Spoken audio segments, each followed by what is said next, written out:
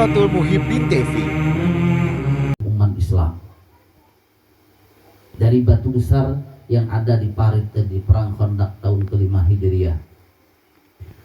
Dan di pukulan yang ketiga, kemudian Nabi kita ada lagi kilatan cahaya di ketika beliau memukul di pukulan yang ketiga, dan beliau memberikan komentar, aku melihat kekaisaran atau kerajaan yang ada di Yaman. Di Yaman pada waktu itu juga ada kekaisaran Yaman kuno yang kekuasaannya juga besar pada waktu itu, dan akan, kata Nabi kita, ditaklukkan oleh umat Islam. Karena waktu itu kerajaannya besar, kekuasaannya luas. Maka orang-orang munafik, kata Nabi kita, wa akhbarani Jibril mengabarkan kepadaku, anna ummati zahirah ala kulliha, umatku yang akan mengalahkan mereka. Nah, Jibril yang memberikan kabar, Jibril yang memberikan informasi kepadaku bahwa kerajaan-kerajaan yang kuat itu ditaklukkan di bawah kekuasaan umatku, kata Rasulullah Shallallahu Alaihi Wasallam. Nah, kemudian orang-orang munafik ini membuli, ngemantak bahasa kita, bekek Mekah, kata orang-orang munafik. Faqala al-munafiqun ala tata'ajjabun yumannikum wa ya'idukumul batil wa yukhbirukum annahu yabsuru ma dzukir wa annaha tuftahu lakum wa antum innama tahfiruna al-khandaq min shiddatil khawf wa la tasta'inuna al-buruz. Apakah kalian tidak merasa takjub, tidak merasa heran?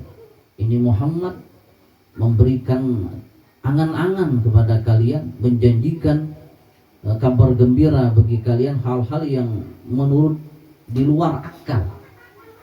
Rasa tidak mungkin. Dia mengabarkan kepada kalian bahwasanya dia melihat ini dan itu, Persia takluk, Romawi takluk, Yaman takluk di bawah kekuasaan umatnya. Nah, wa antum, sementara kalian sekarang hanya menggali parit karena saking takutnya kalian menghadapi tentara-tentara yang banyak itu. Ada pemantak orang munafik, dibuli oleh orang-orang munafik kaum muslimin pada waktu itu. Maka turunlah ayat Qul Allahumma malikal mulki. Turunlah ayat, wahai Allah yang memiliki kerajaan yang sempurna, tu'til mulka man tasya wa tanzi'ul mulka mimman tasya.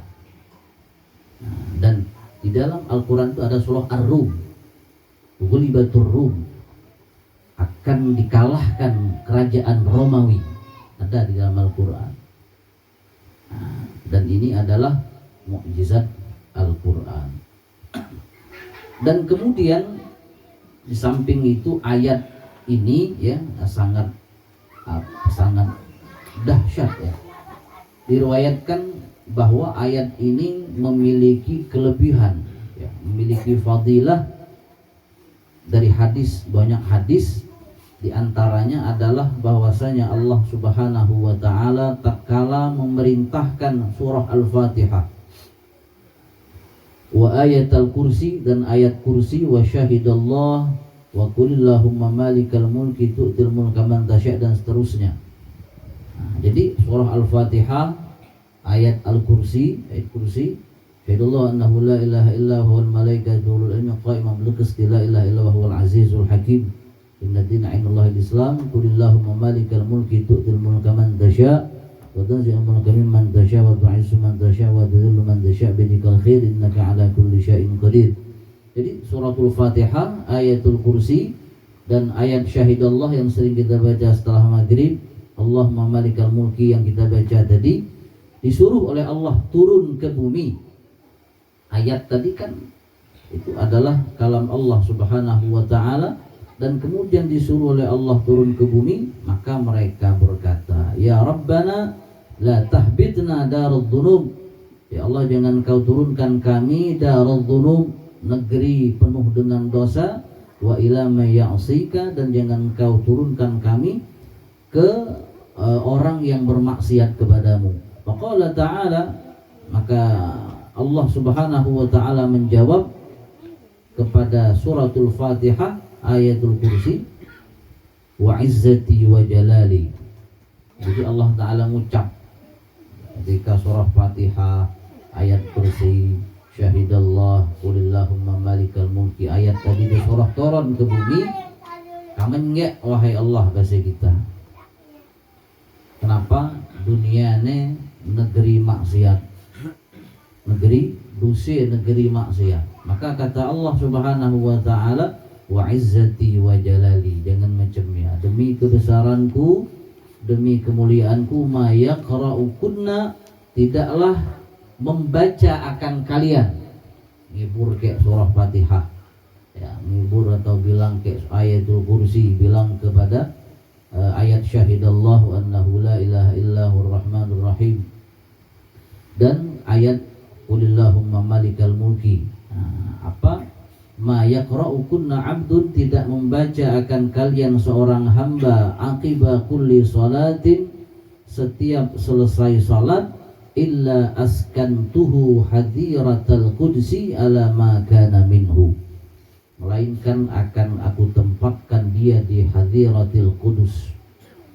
Allah akan memuliakan seseorang yang selalu membaca ayat-ayat pilihan tersebut. Kalaupun tidak, wa illa nadartu lahu bi'aini al-maknunah fil yaumi wal lailah 70 marrah. Aku akan pandang dia dengan mataku, kata Allah. Pandangan rahmatku, kata Allah, pandangan kasih sayangku dalam satu hari satu malam, fi sab'ina marrah, aku pandang dia sebanyak 70 kali. Kalau kita baca Fatihah, baca ayat kursi, baca malikal mulki setiap selesai salat, dipandang oleh Allah setiap hari sebanyak 70 kali. Kalaupun tidak, kata Allah, qadaitu lahu fil yaumi wal lailah 70 hajah adnahal maghfirah. Aku akan tunaikan hajat bagi dia dalam satu hari semalam itu sebanyak 70 hajat. Adnaha, yang sepaling rendah hajat itu adalah maghfirah, ampunan Allah Subhanahu wa ta'ala. Itu kalau kita galak maca Fatihah, ayat kursi, syahidallah, dan qulillahumma malikal mulki yang sering kita baca setelah maghrib biasanya atau setelah sholat subuh. Jadi Allah akan memandang, Allah akan mengabulkan segala hajatnya 70 hajat minimal. Allah akan mengampuni dosanya.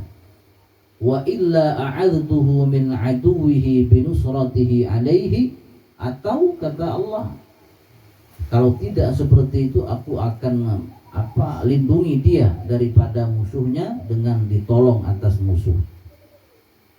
Kita akan ditolong oleh Allah Subhanahu wa ta'ala atas orang-orang yang berniat jahat kepada kita.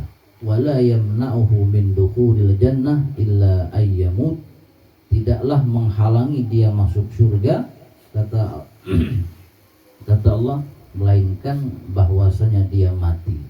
Antara dia dengan surga itu hanya kematian. Antara dia dengan surga itu hanya kematian. Itu fadilah membaca ayat atau suratul Fatihah, ayatul kursi, wa syahidallah, dan qulillahumma malikal mulki.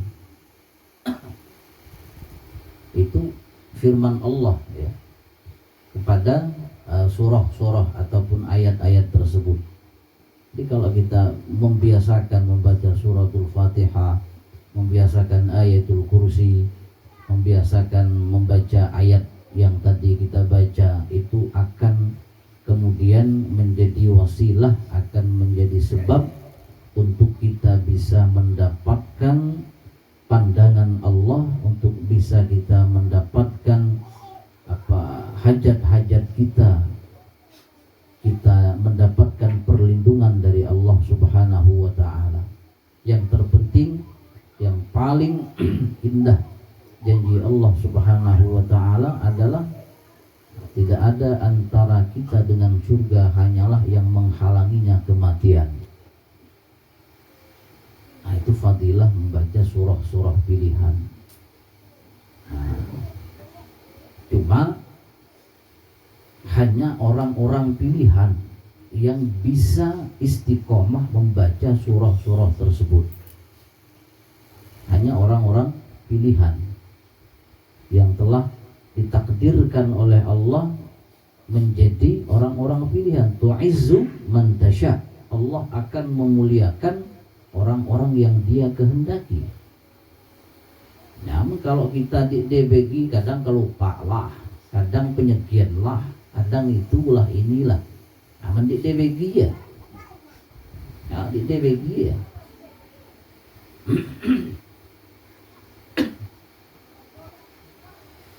Nah, ini apa sejarah ayat ma qulillahumma malikal mulki tu'til mulk kaman tasya.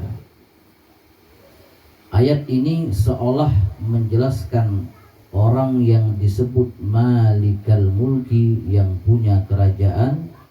Dalam ayat itu disebutkan bahwa orang yang disebut punya kerajaan itu yaitu orang yang bisa memberikan kerajaan kepada siapa yang Dia kehendaki, yang bisa menarik kembali kerajaan itu daripada orang yang Dia kehendaki, yang bisa memuliakan orang yang Dia kehendaki, yang bisa menghinakan orang yang Dia kehendaki.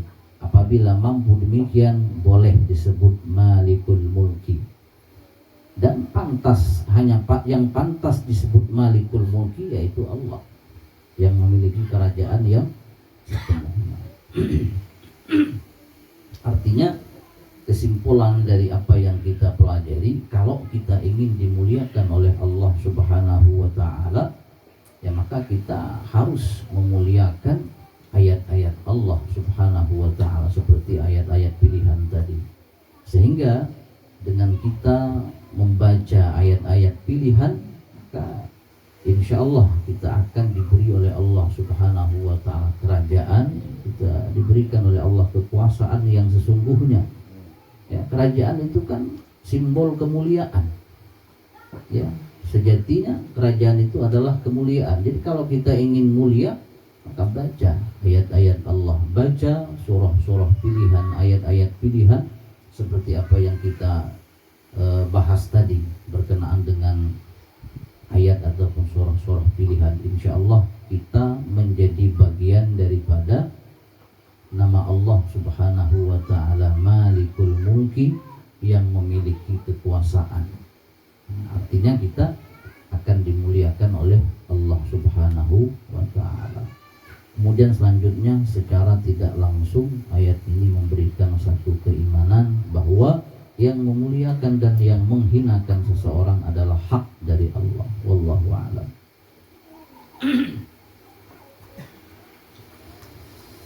Mudah-mudahan Allah Subhanahu wa ta'ala dengan semangat kita, dengan spirit kita di malam yang mulia ini, di dalam kita mendengar, dalam kita mengkaji asma atau nama-nama Allah Subhanahu wa ta'ala, mudah-mudahan secara perlahan, sedikit demi sedikit kita bisa membenahi diri kita, bisa membenahi kualitas diri kita. Nah, semoga sedikit demi sedikit kita bisa berubah. Ya, mudah-mudahan ibadah kita, ilmu kita semakin hari semakin bertambah. Dengan ilmu dan ibadah tadi, insya Allah kita akan dimuliakan oleh Allah Subhanahu wa ta'ala. Amin ya rabbal alamin. Ala hadhihi niyah wa ala kulli niyatin salihah wa ila hadratin Nabi Muhammad sallallahu alaihi wasallam wa alihi al-kiram. Al-Fatihah.